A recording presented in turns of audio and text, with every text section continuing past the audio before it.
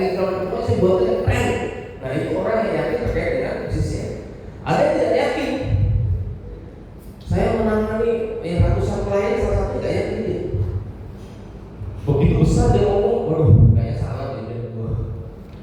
Padahal kalau sudah sekolah yang sudah selain situasi itu, kalau sudah sangat brand, ceknya saja semua 3 catnya saja itu yang lain bongkar brand mobil dan seterusnya.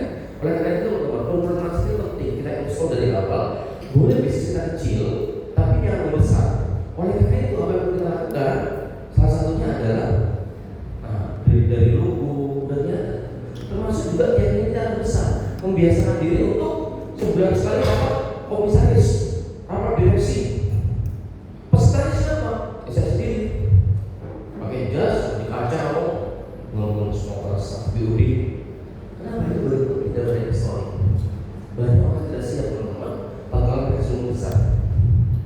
Paham ya? Itu penting sekali sehingga selalu saya bilang bahwa ini perlu teman-teman ya. Ini kunci buat kita. Nah setelah itu validasi bisnis Anda. Kalau ada, nah baru kita masuk ke teknik-tekniknya. Pastikan bahwa produk kita itu ada yang butuhin, ada market. Oke ya? Nah tadi sampai gimana caranya kita cari uang? Nah, uang itu ujung-ujungnya di profit ya, bukan di hanya sekedar omset saja. Oke?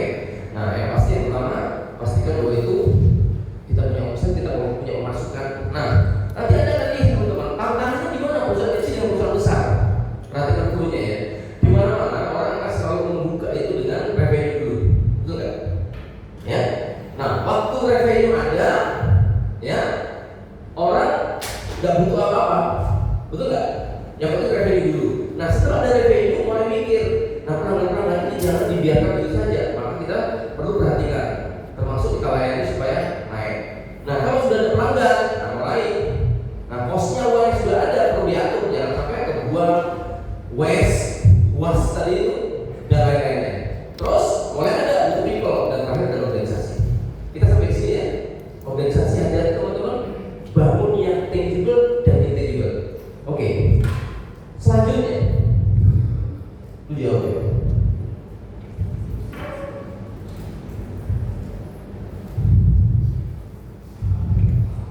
Terus apa bedanya perusahaan besar sama perusahaan kecil?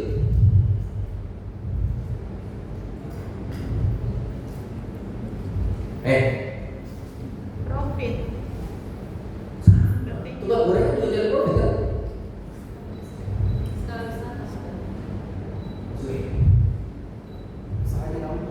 Jangan ngomong benar. Maksudnya gimana? Produknya, produktivitasnya. Jadi sama. Berarti cuma produktivitas.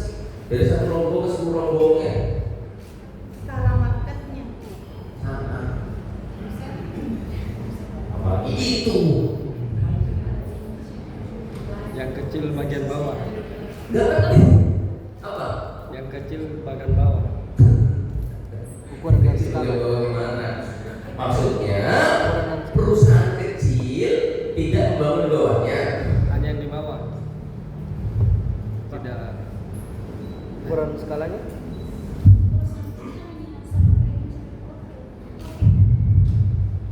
Perusahaan kecil tidak membangun di bawahnya. Dia hanya fokus di atas. Berarti enggak?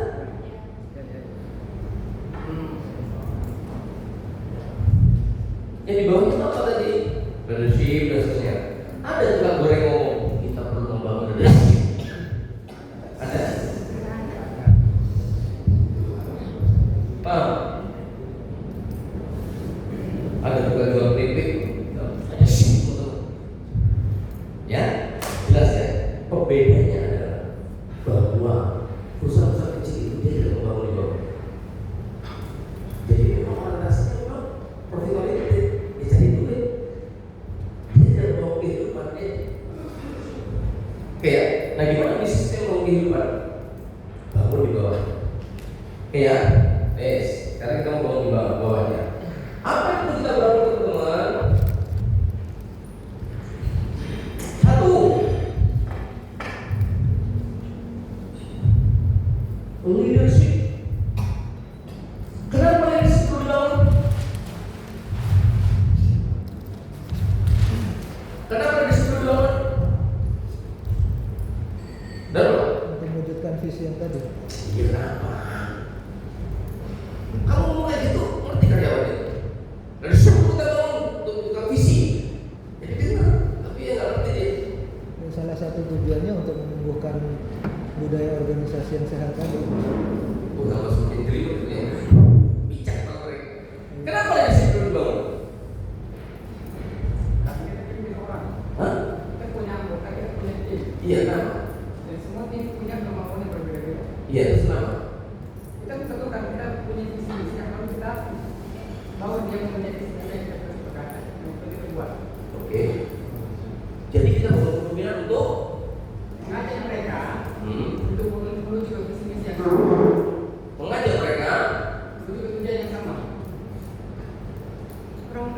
mengajak mereka untuk tujuan yang sama. Ya. Baik, sedikit saya ilustrasikan begini ya. Saya kumpulkan tim saya, terus mereka saya ajak buat goal. Ya. Iya. Iya. Saya kumpulkan teman-teman target kita ini ya. Target kita ini. Ya. Target kita ini. Ya kan kumpulkan tujuan ya. Yang di pojok. Itu kan akan lu bukan gue. Kayaknya udah ada efek. Kayaknya rumahnya suka bisa oleh bos. Motor mobil terkenalnya gitu. Ada udah buat gue. Itu modal itu. Gimana caranya kita kumpulkan tim semuanya, begitu keluar kalimat UM yang di belakang. Ada saya. Ngerti ya? Letakkannya seperti itu, ya. Jadi kita beda di sini. Ya. Nah sekarang kenapa kita perlu bangun leadership? Bu, kalau kepemimpinan kita poinnya 6, tim kita berapa poinnya? 5. Bisnis kita berapa poinnya? Ada pemimpin yang goblok, timnya sangat goblok, bisnisnya semua ada. Kalau ada sekedar kita yang sudah merasa pintar saja tak pintar tim kita. Ya otomatis apa? Kalau kepemimpinan kita itu 1, kayak kamu, timmu berapa? Timmu? Ada pemimpin sama timnya sama. Banyak pemimpin yang tidak mau dipintarin dia. Yang minimal setengah lah. Berapa bisnismu? Minus.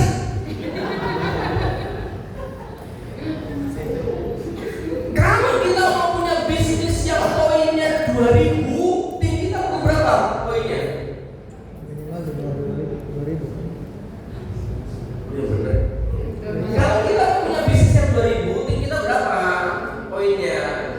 Sekitar 100. 2000. Tadi kan ilustrasinya bawah. Di atas 2000. Di atas. Itu yang bilang mulai mikir. Ini bukan perkalian, ini logika.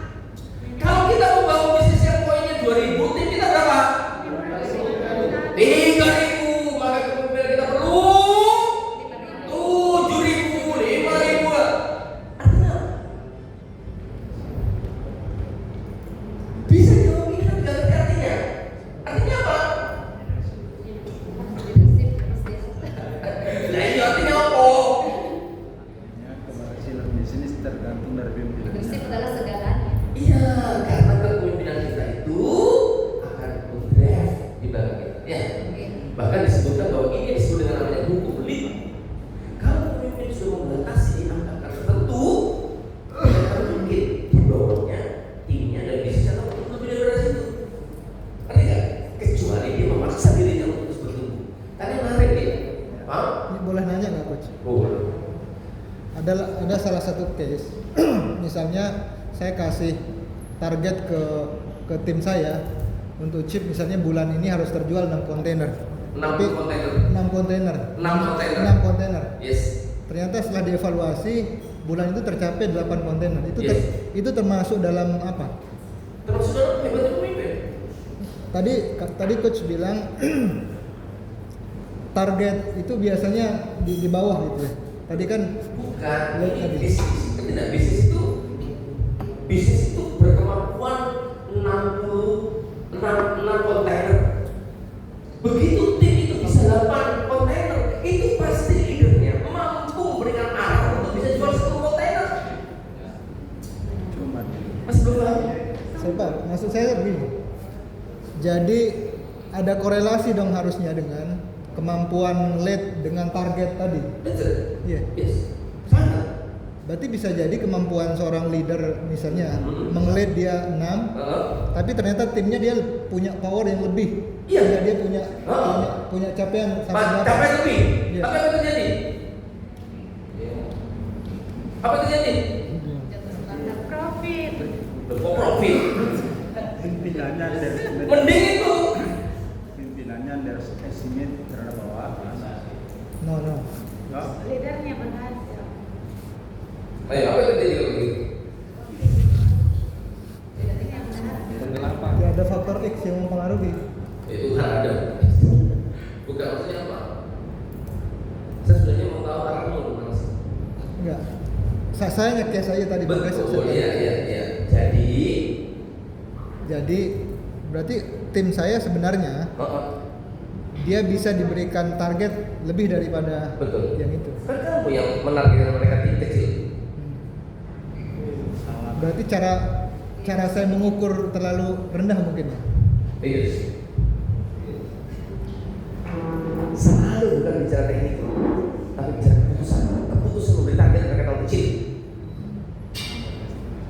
Mereka ragu, bisa nggak kita ya? Nah, itu kan hasil yakinnya kan? Ya, dalam case yang tadi kami kan menentukan target biasanya berdasarkan data-data yang masuk. Betul. Itu bisa juga Kenapa data ratio tim kamu tidak masukkan? itu dia. Bisa jadi ada data yang keliru yang ditafsirkan. Berarti leader kurang teliti. Kamu nggak ngerti nggak maksudnya? Oh, jangan kumpulkan target. Kamu yang kaya. Lihat mereka itu. Jangan sampai terjadi kolaborasi yang paralel. Kalau dia bosnya motoran, saya jalan wajar. Dia mobil, saya motor wajar. Tapi kalau dia ganti apa bukan saya masih pakai ondel, wajar nggak itu? Di atas tadi.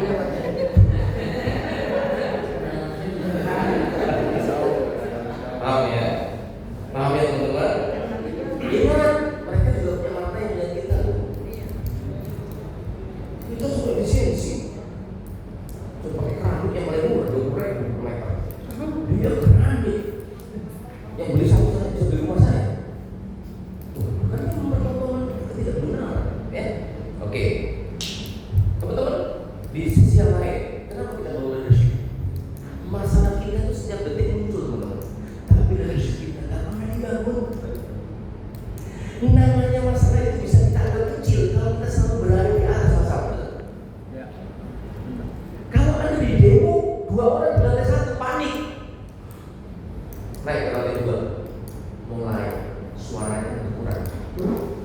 Naik ke lantai 3, ada demo. Naik ke lantai 4, dan dia cuma 2 panik. Apa artinya? Semakin ada gelombang tinggi, ada tidak akan semakin masalah. Selama ada orang itu punya masalah, maka sesungguhnya dia tidak pernah berada di atas masalah.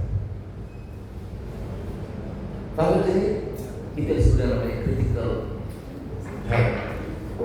Selama kamu punya masalah, selama Anda punya masalah dan Anda tidak pernah menyelesaikan, bahkan menghindar itu, harta yang mungkin Anda akan dikunci di kisi.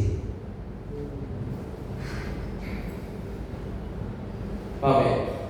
Jadi kalau Bu Era di kelas tidak bisa menentukan Nadia, dan dia akhirnya menghibur dirinya untuk mencoba yang lain, selalu hidup Anda kunci bahwa Nadia tidak akan pernah dipengaruhi. Kamu teman-teman, gimana caranya akhirnya membuat masalah semakin kecil supaya itu baik-baik saja? Ya Anda perlu bertumbuh. Bertumbuh itu setiap hari, bukan dalam satu hari. Orang selalu berpikir pulang dari sini, kayak minum obat sakti, di sini aku bertumbuh. Gak ada. Malah sakit perut semua ada di sini. Kayaknya benar-benar salah semua. Oke ya, nomor 1 yang dibangun apa? Leadership ya.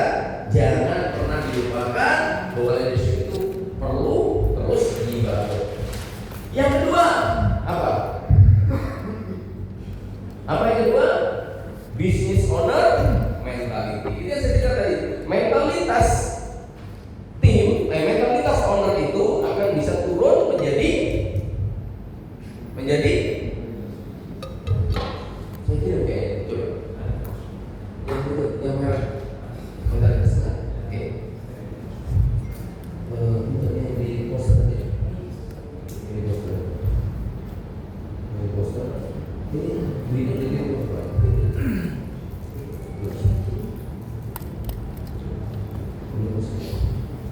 oke. Ini. Oke, saya.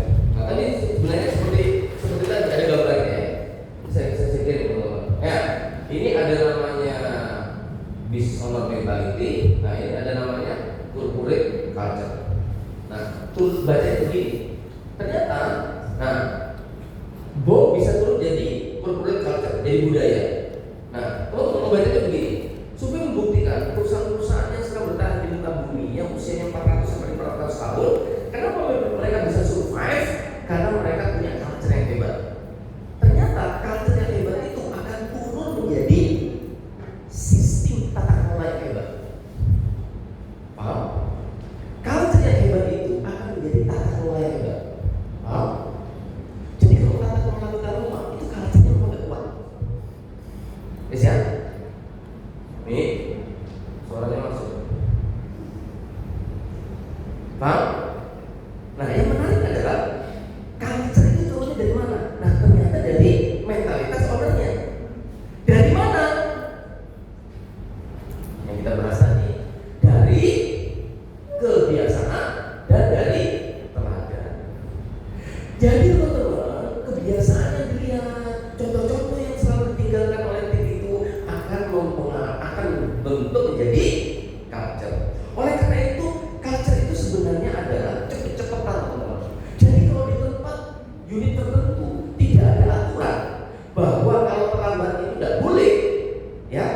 Terus tiba-tiba ada regulasi yang mengatakan bahwa masuknya kudu begini, mereka akan mengatakan bahwa oh biasanya kamu tidak apa, Bu.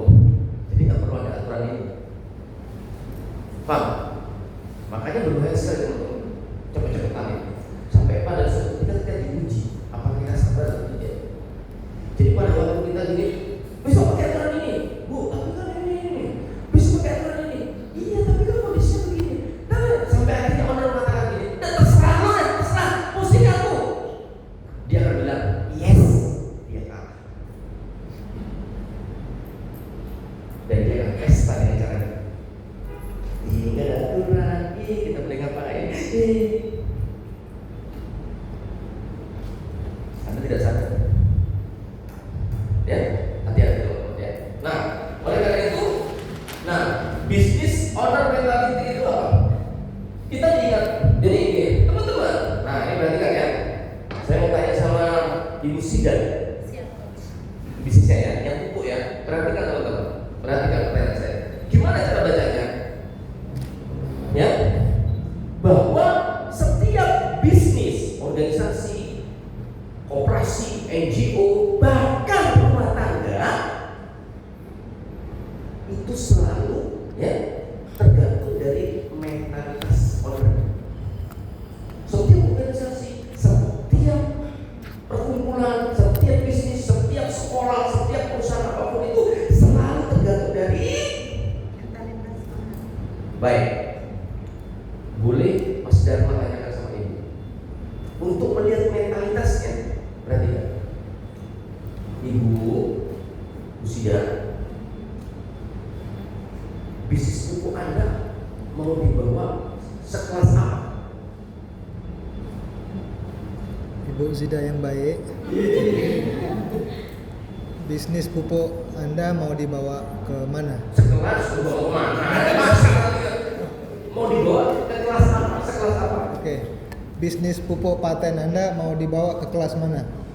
Ke kelas internasional. Bes ya. Standar internasional. Kalau owner itu sudah mengatakan kelas internasional,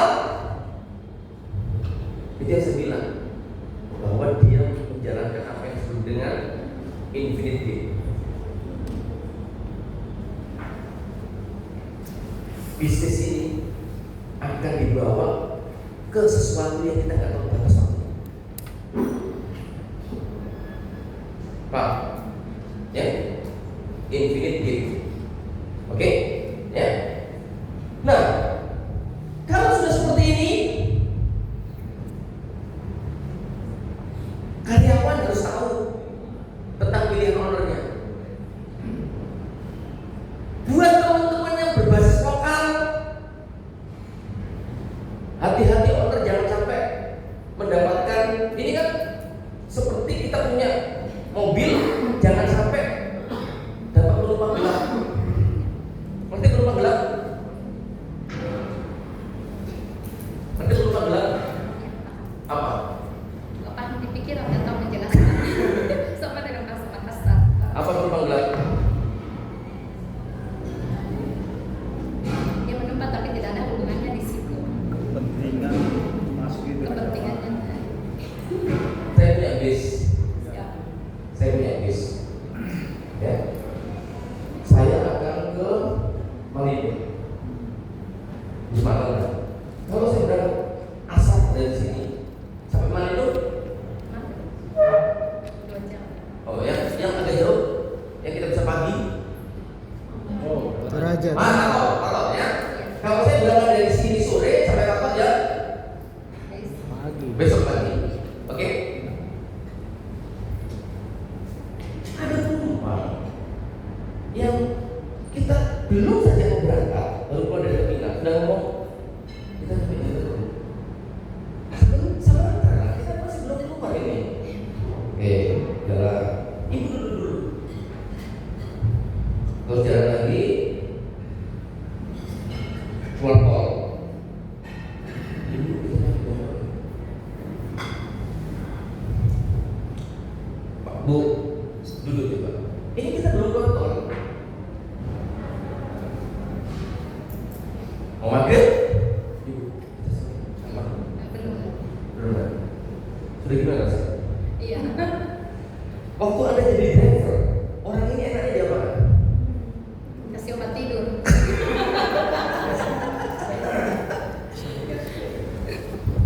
Bu, sini Bu, buka pintunya, udah turunan. Oke, teman-teman, akan ada banyak tim kita yang mendalam pikir. Apalagi ini, bicara apalagi ini, mas. Gak ngerti kalau kita ngomong dunia. Paham ya? Oke ya. Akhirnya apa yang terjadi bahwa ini pilihan teman-teman, infinite game, bahwa kalau sudah bicara tentang pilihan-pilihan dia mau seperti apa, ini menyangkut mentalitasnya. Maka di situ akan terjadi semua turunannya. Internasional, standarnya tinggi, betul nggak? Harus cocok dan segala macamnya. Nah, buat orang-orang yang lokal, yang gaya kerjanya cuantek, gano, tersisa saja. Akhirnya betah gua kan. Nah, sama juga kalau Anda nanya, Zida, targetnya mau apa? Aku lokal saja. Nah, buat teman-teman profesional yang mau berpikir internasional, Anda bisa mati di situ ya. Kenapa? Tapi Zida itu, aduh, buatlah ini. Nah, semua Pak, ini pilihan. Nah, oleh karena itu betul-betul diperhatikan mau targetnya kemana, dan di dalam onboarding pertanyaan kalau mereka rekrutmen perlu ditanya siap kerja internasional atau dia siap kerja lokal. Jadi onboarding itu penting. Kayak industri pesawat terbang, ya sudah dikatakan siap mau kerja di sini. Kita tidak ada teman yang menjadi lebaran libur, berarti nggak? Jadi mereka nggak akan mungkin mengajukan cuti lebaran karena tahu industrinya. Kita tuh rame-ramenya lebaran, klinik 24 jam mana ada libur, apalagi waktu peak season lebaran orang banyak diare kayak gitu. Kita nggak ada libur sampai kita on saja bisa masuk. Itu industri pilihan kita, makanya tergantung di sini. Nah, oleh karena itu teman-teman, kalau sudah bicara infinite game itu perjalanannya jauh Bu, nggak tahu kita nyampe kapan. Ya, oke. Nah, dari sini kita akan tahu bahwa untuk berjalan bisnis yang seperti itu apa yang dibutuhkan kira-kira? Mas Der, saya mau ngajak kamu long march, tahu long march? Iya. long march perjalanan 2 hari 2 malam. Misalnya long marchnya Jenderal Sudirman yang ingin belajar bagaimana sejarahnya berjuang. Kalau saya tanya sama kamu, besok ikut ambil long march ya? Siap. Siap, Bi. Apa yang kamu persiapkan? Ya, pertama itu kondisi saya harus prima. Yes, terus kedua, latihan selama terus. Cukup prima aja? Beda. Dan cukup. Apa? Kedua, mungkin saya harus mempersiapkan. Mungkin. Maaf. Dia bro. Yang kedua saya harus mempersiapkan ya seperti ya baju saya, perlengkapan diri saya. Terus yang ketiga ya mungkin apa? Yang ketiga ya seperti ya, obat-obatan gitu kan, tidak ditahu tiba-tiba saya terus sakit. cukup itu? Long march dari 2 hari 2 malam. Kalau malam ya. Apa? Fadil, kalau kamu saya ajar long march, apa kamu persiapkan? Steps. Tentunya yang pertama fisik harus kuat, Yes. latihan rutin, Yes. vitamin, Yes. kemudian pikiran harus Yes. jernih, Coach. Oh, Dan gangguan Ya terus. Ujung-ujungnya apa? kesiapan fisik. Itu lagi. Cukup kamu bisa 2 hari long march. Itu bukan kamu dipanggil waktu segala macam supaya kamu Semangat. semangat itu. 2 kilo doang itu. Kenapa? Mental. Ijo latihan. Kan sudah lagi latihan. Latihan obat, karena sudah dibawa supaya kamu Sabar. iya bukan saya sedikit lagi. Mental. Spirit.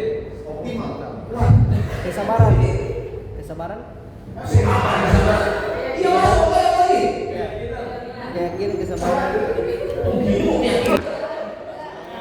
Untuk mengerjakan tantangan. Bicara Infinite Game cuma satu lagi. Bes ya, ketangguhan. Kita sudah dapat 1 poin dari dasar bisnis. Bes ya, di sini akan saya tunjukkan bahwa di sini dapat duit. Tapi kalau kamu nggak tahu teman-teman selesai. Bes, geser ke kiri, spirituality. Ini butuh dijawab satu-satu. Soalnya juga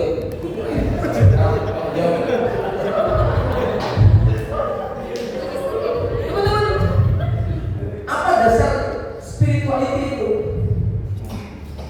Banyak orang percaya dengan Tuhan, tapi dia tidak yakin dengan Tuhan. Banyak orang percaya dengan Tuhannya, tapi dia tidak yakin dengan Tuhannya. Artinya apa? Percaya ada Tuhan, tapi dia tidak yakin. Bisa nggak ini bisa nggak ini jalan? Ya, betul nggak? Ini betul nggak? Iya, kan maksudnya kan sepakat dari kita kalau banyak orang percaya dengan Tuhannya, tapi dia tidak yakin dengan Tuhannya. Oke, ya. Ini panjang ada 8 dalil dan segala-galanya. Tapi intinya spirituality itu artinya berdasarkan apa? Keyakinan. Mentalitas itu akhirnya menghasilkan ketangguhan. Kalau spirituality itu akhirnya menghasilkan, kok sudah jawab tadi? Iya.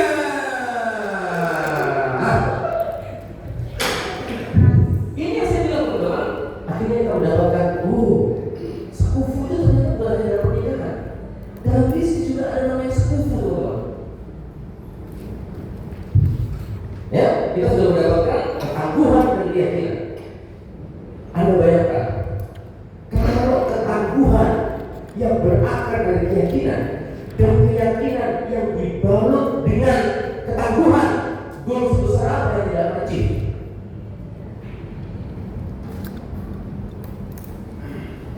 Kalau tidak balik, keyakinan yang dibalut dengan ketangguhan dan ketangguhan yang berakar dari keyakinan, kenapa Anda tidak menulis goal besar sekalian?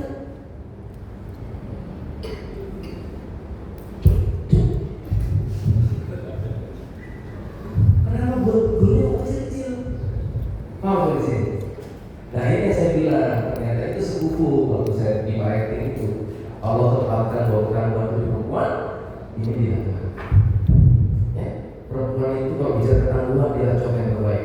Mengumpulkan 1 rupiah, 2 rupiah, 1 bata, 2 bata, sampai dia ingin segala sesuatu. Cuma kadang-kadang perempuan itu gak yakin dengan sesuatu ke depannya. Makanya perlu sangat juga untuk mengatakan ada abang yang memani kalau misalnya. Nah sama juga orang laki kok bisa keyakinan paling begini, cuma perjalanannya beleha gitu. Padu itu jalannya yakin. Nah gini, makanya Buddhis ini untuk mengatakan bahwa sahabat saya, makanya perjalanan itu butuh waktu, perlu sabar kita. Dan dua-duanya itu menjadi fondasi yang cukup kuat dalam bisnis. Nah banyak kok bisnisnya rapuh dia dalam dua-duanya seperti itu.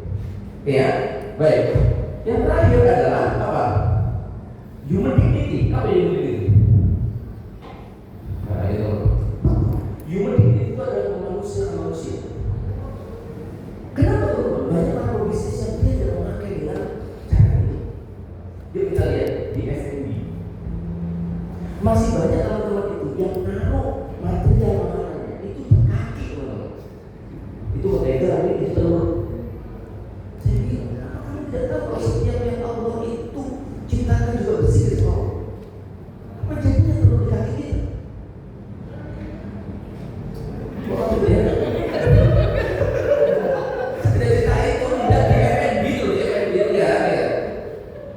waktu ada makanan cup kecil jatuh di bawah sama kaki tubuh dimasukkan keras seperti itu, dia tidak manusia, dia tidak berdiri, dia tidak sadar untuk orang. Ya, nah saya sering mencontohkan ini yang paling powerful adalah di perusahaan Akika. Tahu Akika? Kambing. Nah, saya akan menjalankan bisnis itu betul-betul secara individu. Gimana caranya? Sebelum saya kambing itu saya potong, saya kawinkan dulu dengan kambing-kambingnya Ustaz supaya terjadi perkawinan syariah. Kalau perlu kita ada certified ya. Nah, dari kambingnya saja insya Allah berkawin syariah ya. Terus gimana memeliharanya? Saya pastikan dengan sampai dia itu ke pekarangan orang, ke tempatnya orang sampai dia makan rumput yang tidak itu. Ini berbahaya jadi daging. Maka saya punya perkebunan sendiri yang saya ajak dari situ. Jangan sampai kami saya keluar dari area kebun. Lihat proses potongannya. Kita potong hati-hati teman-teman semuanya. Jangan sampai terjadi proses pemotongan yang membuat daging itu tidak halal. Karena kalau daging itu tidak halal dimakan sama pelanggan kita, sehingga pelanggan kita berdoa, doa yang tidak terima itu karena kamu. Nah inilah. Kalau itu seberpikir itu ya, seberpikir sejauh Tuhan dan dalam sebaliknya. Kalau prosesnya benar, kalau dimakan sama orang dan dia berdoa yang terima, insya Allah itu adalah. Nah oleh karena itu selalu saya katakan, promis produk kita itu siapa? Janji produk kita, promis produk kita itu siapa? Diri sendiri Bu. Diri sendiri itu salah. Promis kepada kita itu langsung kepada Allah. Kalau pelanggan itu puas akan berujung pada keridhaan dan doa dan tidak. Tapi kalau dia komplain, dia tidak suka, itu berujung kepada azab. Anda jangan berpikir bahwa rezeki yang tertunda itu semua itu baik saja. Jangan-jangan ada doa dari pelanggan.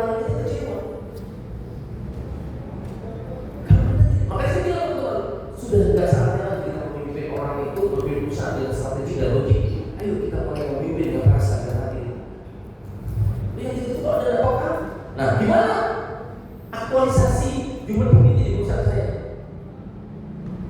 Di klinik, saya bilang sama teman-teman semuanya, siapa orang yang datang ke keluarga, kalau laki itu kamu, kalau perempuan ibu, kalau anak-anak, ya, lain itu mereka yang mencinta seperti keluarga sendiri. Oke, yuk kita lihat aktualisasinya. Anda tahu OB? Tahu OB? Kerjanya apa? Dia nyapu, masa ada yang nyuntik? OB nyapu kan? Oke. Waktu nyapu, dia lihat ada bapak-bapak yang naik becak, naik apa namanya? Yang naik becak, terus jalan ke kali ini. Waktu main fake, langsung dilempar. Itu dilempar saya ke samping. Terus dia lari ambil kursi roda, diangkut langsung dimasukkan ke UGD. Kenapa? Dia berpikir bahwa kalau orang tua yang sampai terlambat penanganannya kasihan. Pertanyaannya, apakah SOP OB mampu mendeteksi? Hah? Tidak ada ya. Yang mampu mendeteksi apa? Dignity. Karena OB itu nyambung, nggak ada usaha dengan pasien itu perawat, tapi menggerakkan akhirnya bahwa itu manusia juga. Kita ke lantai 2, kita naik ke lantai 2. Ibu Sida hari ini ibu paling bahagia. Hari ini ibu boleh pulang, ya. Anak-anak sudah di rumah, mobil juga siap, ya. Tapi ada satu obat yang ibu perlu selesaikan, ya. Baik ibu, saya bantu obat ini minum dulu, baru nanti kita antar ke bawah, kita ibu pulang dulu, oke? Oke, ambil nafas ibu, boleh dulu, ya. Oke, ya. Ayo, ambil nafas.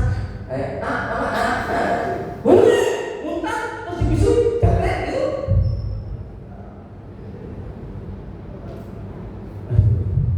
Sama-sama ambil badan, di badan dulu.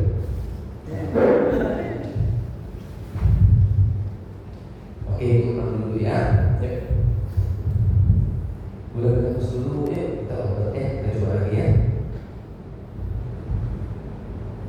Apalagi kayak COVID, mengerikan kan? Masih obat sampai kayak gini, enggak. Buset. Udah kayak anjing aja dilempar sama di, udah, mulut kayak basi aja ini ya. Kalau COVID kemarin, sama ini juga.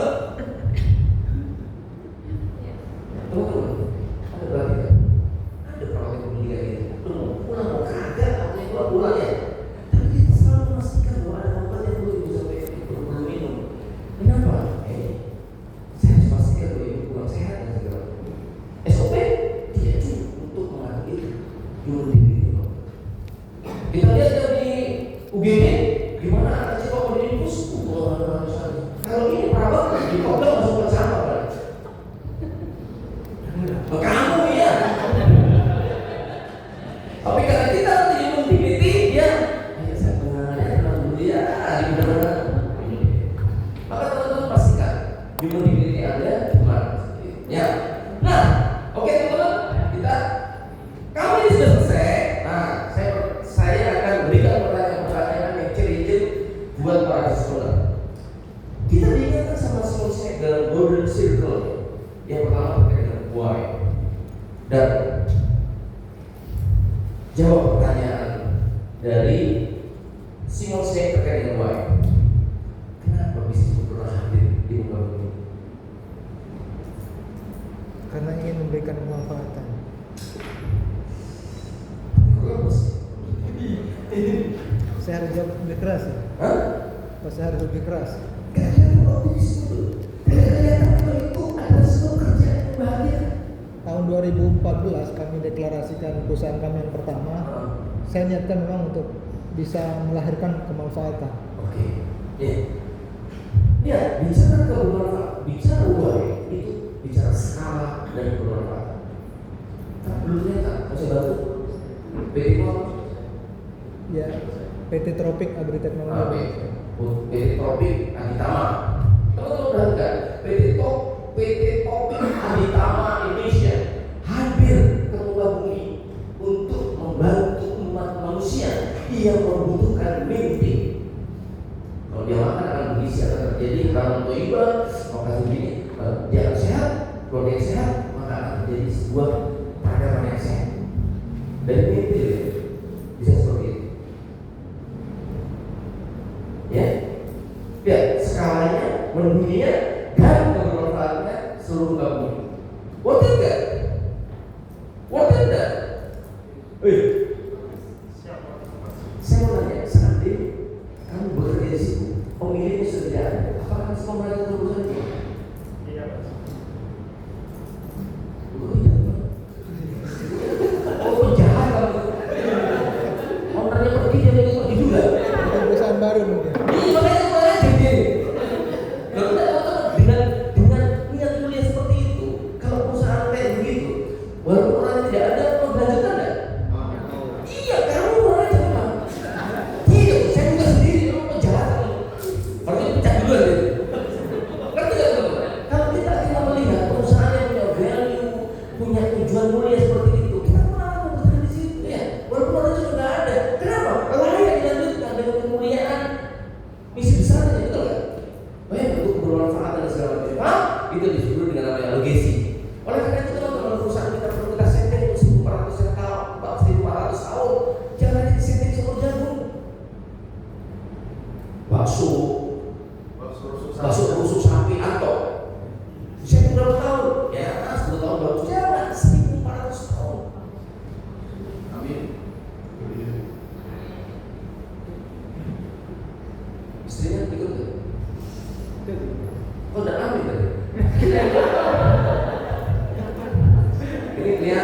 satu pasangan dengan satu visi.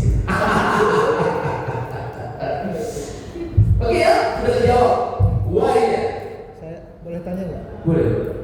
Bagaimana dengan orang-orang yang memanfaatkan momen untuk bisnis yang hype, Bisnisnya? yang lagi hype? Ah. Kan biasanya orang wah ini lagi booming nih, gitu. Ah. Bikin. Padahal mereka, saya tahu banyak beberapa teman saya, 5 tahun udah selesai nih bisnis itu. Jadi memanfaatkan momentum saja. Udah ya bisa saja, tapi dapat cuma doang. Nah itu. Iya. Bagaimana pendapatnya, Coach? Oh, bukan sebisanya. Itu boleh tapi ya nggak abadi ya. Mati kita itu bukan hanya cuma doang ya. Kan doa orang mereka, kebaikan yang ada tinggalkan. Ya, kan itu. Begitu Anda dari dunia lagi, perusahaan Anda masih memberikan kebaikan orang, kan terus amal jariah. Yang bibitnya selesai. Tidak menarik loh. Kita tuh kepingin sesuatu yang panjang urusan ya. Dan amal jariah. Oke, lanjut ya. Nah setelah baik apa ditanya? Ketua yayasan itu sudah hatam dengan fungsinya gimana? Setelah baik ditanya how? Gimana caranya kita bermain world class company? Kan gitu. Perhatikan baik-baik. Ya, how? Ya apa caranya? Perhatikan teman-teman. Ya, kita tinggalkan yang di tengah. Ya, gimana cara? Di bawah itu bicara why, di tengah itu bicara tentang how-nya. Apa yang kita lakukan? Yang pertama adalah muliakan pelanggan. Gimana memuliakan pelanggan itu? Seperti kita memuliakan Allahumma baik. Kita berduyun-duyun memberikan kurma, berduyun-duyun memberikan zam-zam, memberikan sup kepada mereka. Maka kalau ada siswa kita, pelanggan kita datang itu kita respect dan kita tolong, kita muliakan dia. Bukan dicuekin, bukan pura-pura ditinggal kita sibuk. Wow. Gimana? Kita muliakan. Kebutuhan kita ini apa? Oke, tasnya itu bukan pintunya. Iya. Kita kan kayak butuh uang ya. Datang dia benar. Wah, nomor satu apa? Muliakan pelanggan. Kesan dulu. Terus yang kedua, hebatkan tim. Ya, hebatkan tim. Latih sampai mereka latih. Atau sengaja mereka membuat salah. Jadi dilatih itu saya nggak berkali. Kita tuh dilatih sekali sudah ngomong ya Allah, susah banget kamu kasih tahu. Ya. Dan yang terakhir adalah bangun organisasimu dengan hebat. Apa itu? Wes, syaratnya untuk bermain di kelas ini cuma 3 itu. Yang pertama adalah muliakan pelanggan itu trainingnya kan gitu. Menemukan customer yang betul, dilakukan pendekatan panjang itu. Artinya satu kali kita lakukan memuliakan dia. Ya, tahu namanya, tahu kesukaannya, tahu yang tidak suka dan segala macamnya, dan bangun tim bisa-bisa. Ya, hebat mereka lakukan mereka sampai mereka hebat. Dan lain jangan lupa bangun organisasi. Ya. Oke teman-teman, finally ini sudah mulai di ujung. Saya butuh fokus kepada Anda untuk perhatikan dengan baik-baik. Oke, Pak Hanson. Ini biasanya yang kita tunggu-tunggu kan? Terakhir apa? What? Apa yang kita dapatkan? Ya. Iya kan? Oke, apa yang kita dapatkan teman-teman? Apa yang kita dapatkan? Biasanya pendapat Apa yang kita dapatkan? profit. Hati-hati teman-teman. Di sini ada banyak jebakan baik-baik. Kalau kita menanam padi, maka rumput akan tumbuh.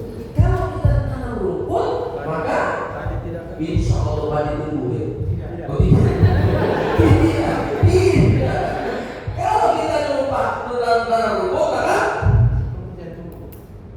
padi akan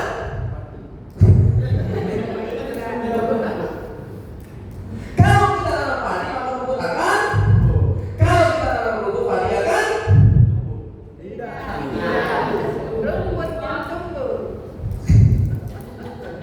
Rumputnya tumbuh.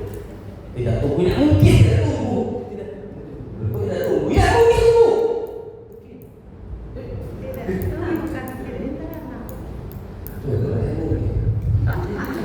kalau kita tanam rumput kan saya bilang tadi insya Allah akan tumbuh ya loh oke katanya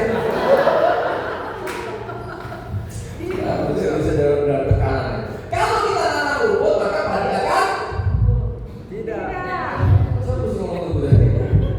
Kalau kita tanam padi maka rumput akan kalau kita tanam rumput maka akan padi tidak akan tumbuh. Artinya apa teman-teman? Perhatikan.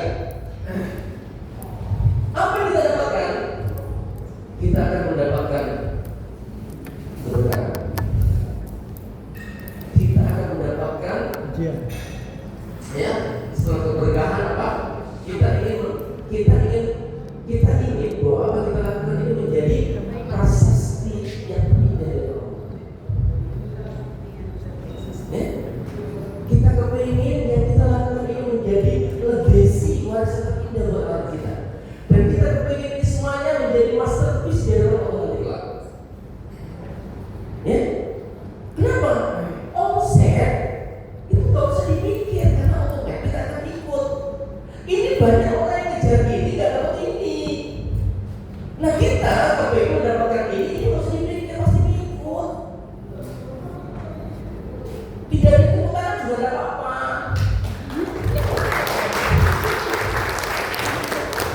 Saya ngomong finally macet ya.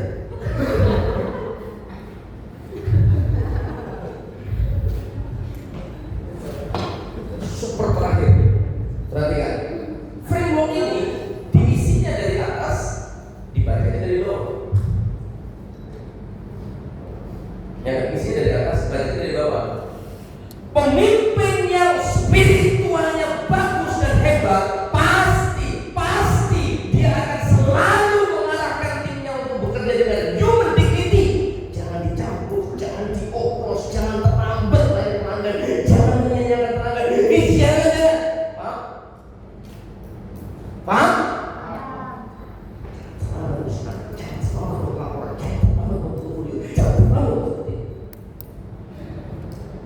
Dia orangnya soleh. Kalau tidak soleh tidak peduli yang gitu. Boleh kamu tambahin sedikit dengan air, boleh kamu dibangun kamu kurangi, boleh terlambat agak siang menyimpannya. Ini yang saya bilang teman-teman. Karena promis dia ke pelanggan, promis kita ke Allah, langsung Allah yang lihat. Kalau tim kita sudah bekerjanya dengan human dignity, bagaimana dengan customer-nya? Ya sangat puas mereka itu. Kalau sudah puas itu mereka wajar kalau dompet Anda tidak pernah berhenti untuk ditransfer terus.